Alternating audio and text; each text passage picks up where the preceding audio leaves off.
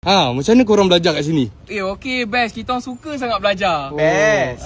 By the way, tu buku apa? Ini buku sains. Kita memang suka belajar sains. Satu hari nanti kita nak jadi saintis. Ya.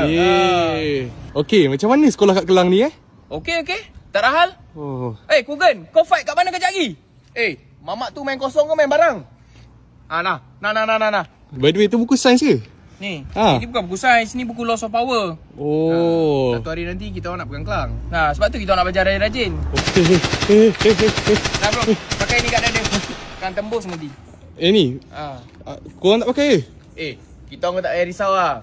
Baju kita orang ni kali semua benda lah. Baju korang kali semua benda Boleh tahu baju korang brand apa? Ini Dexwin lah bos. Dexwin, Pernah tengok cerita John Wick jaket dia kali semua benda Pernah. Tengok. Sama lah tu, premium quality dia. Okey. Take cover. Yang tu bawa apa Ni, alat tulis buku-buku. Ni beg sekolah. Oh ya Kat Kelang dia pakai macam ni. Ni tengah buat apa ni?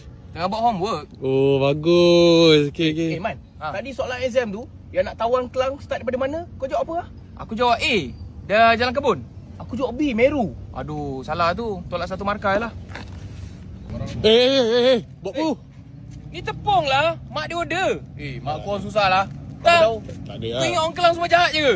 Tak ingat apa tadi.